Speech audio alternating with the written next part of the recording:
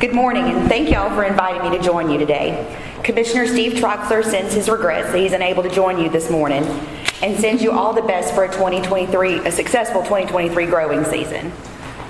2022 was an exceptionally challenging year with lingering supply chain issues, high input costs, and rising inflation.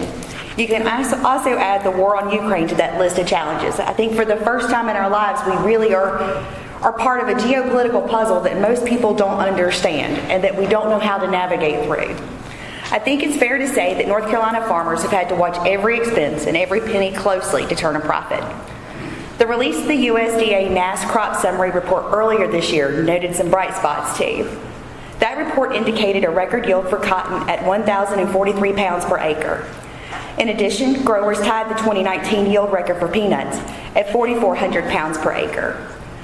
Overall, flue-cured tobacco production finished up 2% from 2021 numbers at 249 million pounds.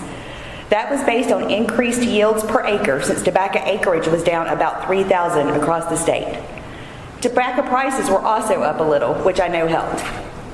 Commissioner Troxler stands by and continues to communicate to industry that North Carolina needs a 400 million pound commitment to North Carolina tobacco to remain sustainable, and that growers can't grow more and sacrifice profitability.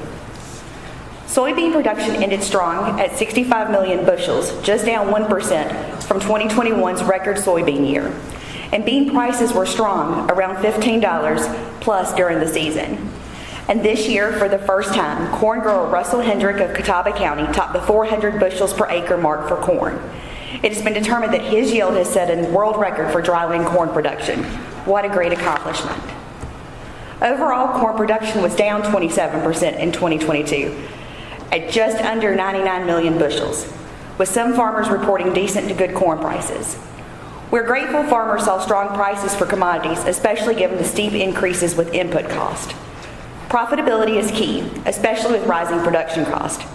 While everyone is feeling the pressure of inflation, farmers need to be paid fairly and able to make a living wage. If not, we won't have farms in the future. It's as simple as that. We have to press hard for stable position and to bring in young growers, or there'll be no one left to grow the world's most flavorful, most regulated, and compliantly produced tobacco. Losing farmers and losing farmland is the last thing we need, particularly as we work to increase food production to meet growing consumer demands.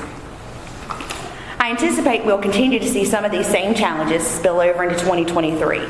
So farmers are going to have to continue to pay close attention to the details and input cost. As Jerome Vick is known for saying, if you can't pencil it out in the shade, you can't plow it out in the sunshine. We remain optimistic about the future of agriculture in North Carolina and believe we will soon top the $100 billion per year in economic impact goal that Commissioner Troxler set. Agriculture has been and remains the foundation of our state's economy.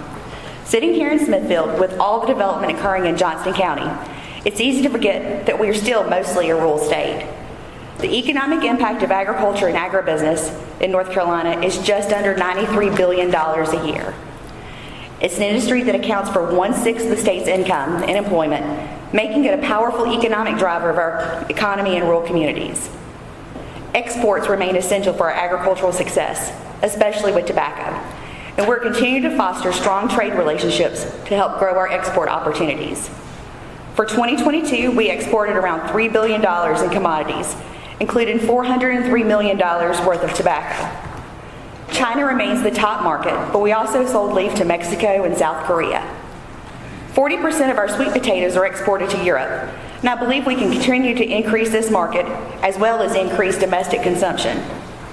Good agricultural practices gives us the best chance to boost exports. It is important that we provide high-quality products. North Carolina leaf growers have an excellent reputation for producing the world's best tobacco. But we have to stay focused on best production practices, and we don't need to grow complacent. Another area we're hearing a lot about from industry is the importance of ESGs, or environmental, social, and governance evaluations. It's clear to me that interest in ESGs are going to continue to grow. Fortunately, our farmers continue to excel in these areas, but we have to start speaking the corporate language and incorporating buzzwords like sustainability, renewability, soil health, and carbon into our messaging efforts. By and large, the principles of ESGs have been implemented on the farm level for generations. It's such a part of how we do things, we don't often talk about it. However, global companies that often don't understand U.S. tobacco production, or that it is the most compliant, sophisticated, and most highly regulated on the state and national level found anywhere in the world. We will continue to communicate this with our customers here and abroad. I helped lead a trade mission to Europe to 4 of the world's largest tobacco manufacturers to thank them for their purchases this past summer, share about North Carolina tobacco production, and to learn more about where they see tobacco in the future. And what we learned on that trip is that the tobacco nicotine space is quickly innovating, and that ESGs are becoming increasingly important to shareholders, and companies are developing ways to report on ESG indicators. And most companies are taking a global approach to this. Some of these reporting requirements are being mandated through the European Union and other country-specific policy. There remains a lot of policy uncertainty regarding agriculture, and that too undermines any attempts at stability. There continues to be questions regarding WOTUS with EPA, states passing laws like Prop 12 in California that could impact swine production here in North Carolina, and we're still waiting for a Supreme Court determination on that case. For tobacco this year, we saw the final rule released regarding banning menthol in cigarettes and anticipate a formal announcement later this spring. Additionally, FDA continues to consider limiting the amount of nicotine in cigarettes to a non-addictive level, with the final rule anticipated to be released in October of this year. If this moves forward, this proposal will be very consequential and damaging to U.S. tobacco farmers. The intent of the Family Smoking Prevention and Tobacco Control Act of 2009 was not to ban tobacco or to serve as authorization for FDA regulation and involvement at the farm level. If this goes forward, the impact will be FDA regulation on the farm level. Most in this room know that you can't control or measure the nicotine levels of tobacco at your farm. We'll be watching these developments closely. I spend a lot of time on the road traveling to and from meetings and events, and this gives me a first-hand view of our state and the changes shaping it. I have a front row seat to the acceleration of development and how quickly areas can and are changing in and around our big cities. North Carolina is a destination state for many people, and studies point this out. North Carolina now ranks 3rd in population growth nationally. 2 of North Carolina's metropolitan areas fall into the top 10 of fastest growing metro areas in the United States, according to a recent report. In fact, Raleigh ranks 2nd in the country, only behind Austin, Texas. Charlotte comes in at number 6.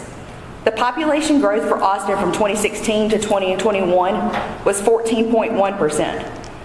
For Raleigh, it was 11.1% for the same time period and 8.1% for Charlotte.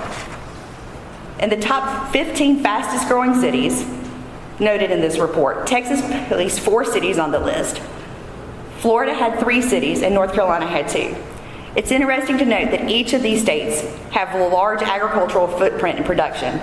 That is and should be a big concern as we look at the need to increase food production going forward. So what opportunities and challenges does this population growth create? In terms of opportunity, we've got to feed them, and I'm confident we can do that.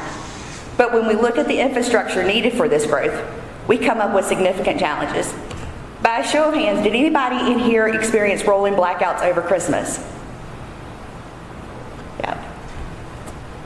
Does that mean that we don't have enough power generation in North Carolina or power lines in place to help handle this population growth? When we add businesses, do we have the power infrastructure in place to handle that growth? Add in the push to transition to electric vehicles. Where does that power supply for those charging stations come from? Roads are another issue. If you were driving here today and just about on any other interstate in North Carolina, you've seen how development and growth are impacting traffic. Commissioner Troxler has met with leaders at Duke Energy to discuss the need to increase energy production capacity to catch up with current and projected growth. He's also reiterated how future rolling blackouts may negatively impact agriculture. Similar to a weather event, if there is enough advance notice, farmers can be prepared for power outages. This is especially important in frigid winter conditions where there's animal welfare and greenhouse production to consider. In North Carolina, we're in the long legislative session right now. I can characterize Commissioner Troxler's priorities for this session with one word: investment. We need to invest in our people, much like all of you that we're having trouble hiring and retaining good employees. investment in our natural resources, farmland, forest land, and the stream flow rehabilitation assistance program, and investments in ag research. As a department, we continue to rally support for farmland preservation efforts so that we can secure the natural resources we need for future generations. But we have to do more, and now is the time. Commissioner Troxler is asking the General Assembly for $15 million in recurring funding for the farmland preservation program. That may seem like a lot, but this year we received about $20 million in conservation requests during the application period. There is considerable interest for this program statewide, but we need to have more money available to make a bigger impact. We hope legislators will be receptive to our request. We don't want to find ourselves in a place where we are struggling to catch up because development has consumed some of our best, most fertile lands. Commissioner Troxler believes that if we can afford to invest money in attracting new companies, we can afford to invest money to retain our agricultural production capacity. We're grateful our legislature continues to support farmland preservation efforts, but we really need to up our game. Farmland preservation has been one of Commissioner Troxler's top priorities since taking office in 2005. And frankly, I don't ever see it coming off the list because of all the development taking place across the state and because the interest in our state is a business destination. An article I read a few weeks ago noted that North Carolina was in the running for 18 major economic projects.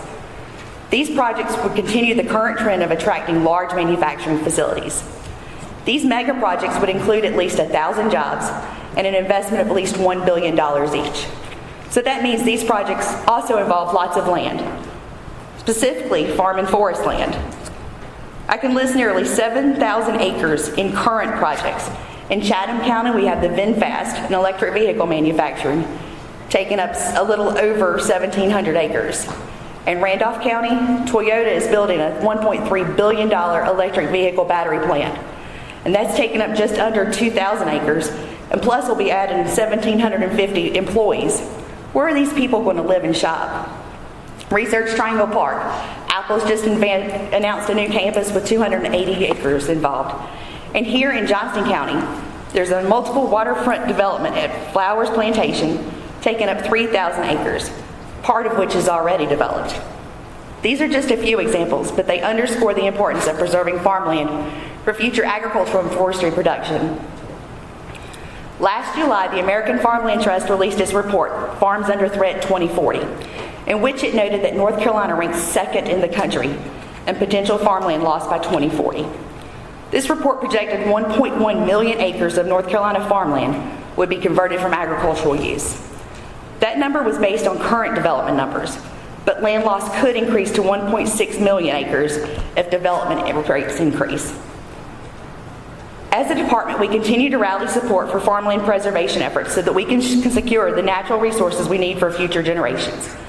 I'm grateful our legislator continues to support farmland preservation efforts because we need to be investing funds for conservation easements and other ways to make sure that we maintain our agricultural production capacity here in the state. Last year, the department topped 30,000 acres protected through our Ag Development and Farmland Preservation Trust Fund since it was established in 2005, which is a great milestone. But you can see by the projects mentioned earlier, there remains a real urgency for farmland preservation. We cannot afford to wait on this issue. It's quickly reaching a critical point. We must continue efforts to ensure our best and most fertile farmland is not paved over. Maintaining access to natural resources we need to produce food and fiber remains essential for today and for the future. We all have so much to be proud of in North Carolina. Our agricultural industry is chief among them. The success of our farmers helps underpin the very stability of our country. The success of tobacco farms help hold up crop production, allowing growers to be more diversified to help meet growing food needs. We don't ever want to be in a place where we rely on other countries to feed us. As we prepare for another growing season, I hope that you remain optimistic and know that we at the Department of Agriculture will continue to advocate for and support ways to make your farms as profitable as possible. Without profitable farms, you can't stay in business. And when you can't stay in business, we all suffer. As Commissioner Troxler has said many times, hungry people are mean people. And your farms directly contribute to keeping us fed and ensuring our national security. Thank you again for inviting me to join you today.